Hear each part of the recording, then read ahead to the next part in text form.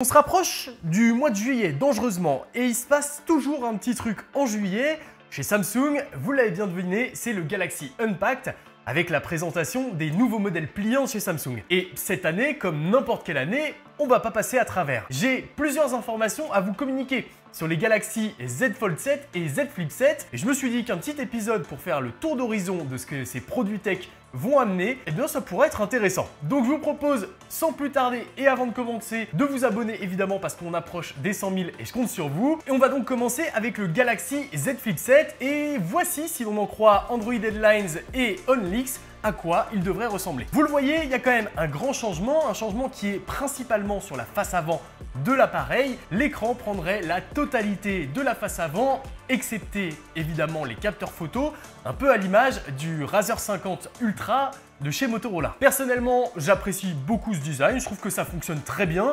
Après, ce sera à l'appréciation de chacun. Est-ce que les capteurs vont gêner ou pas l'utilisation de l'écran? On le verra lorsque l'appareil sera sorti, mais je trouve que c'est très joli. Par contre, il faudra faire attention au capot de la face avant. On arrive donc avec une modification conséquente de l'écran sur la face avant de l'appareil. On passerait de 3,4 à 3,8 pouces et l'écran interne passerait lui de 6,7 à 6,8 pouces, essentiellement par une réduction des bordures. Côté photo, il n'y aura pas de grand changement. On garde le capteur principal de 50 millions de pixels et l'ultra grand angle de 12 millions de pixels, bien que ces derniers pourraient être revus pour avoir des capteurs légèrement plus grands pour mieux collecter la lumière et donc de proposer des résultats plus convaincants. Et si on en croit un leaker qui s'appelle Panda Flash Pro sur X, eh bien, cet informateur indique que les écrans des Galaxy Z Fold 7 et Z Flip 7 seraient revus et corrigés pour une meilleure efficience énergétique, ce qui permettrait aux deux appareils de proposer une autonomie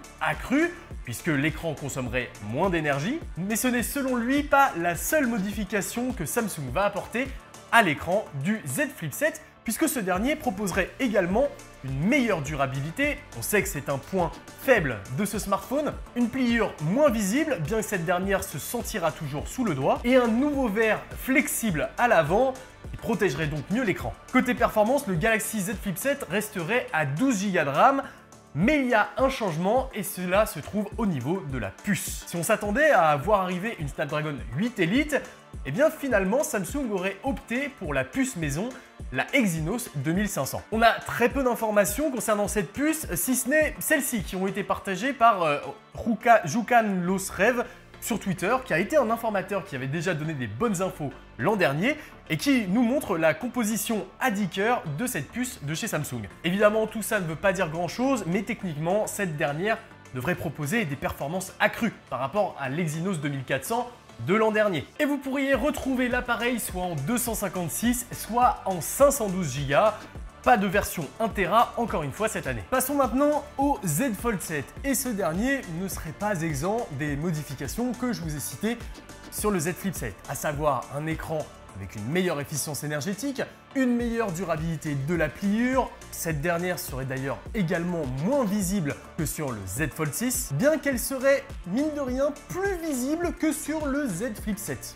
Faut suivre. Là où Samsung ferait également un effort, c'est sur la finesse de l'appareil.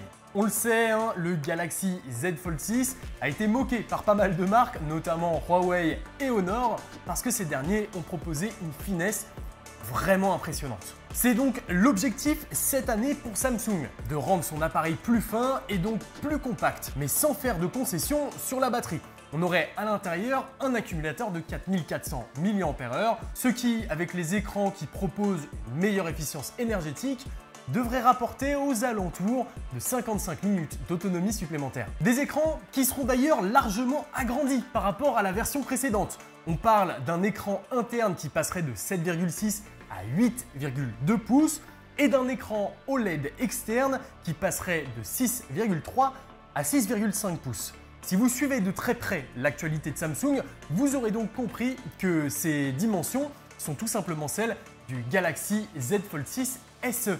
une version spécifique au marché coréen qui est sortie l'année dernière. On va pas se plaindre d'avoir des écrans plus grands, ça fait toujours plaisir, mais là où le Z Fold 7 tirerait son épingle du jeu, c'est sur une modification du capteur principal photo. Si le capteur ultra grand angle et le téléobjectif ne changeraient pas, on resterait sur du 12 et du 10 millions de pixels, c'est le capteur principal qui passerait à 200 mégapixels, finalement le même capteur que sur les S25 Ultra. Un capteur qui est mine de rien plusieurs fois, il me semble 3 à 4 fois plus grand que le capteur précédent du Z Fold 6, on devrait donc se retrouver avec des photos très qualitatives.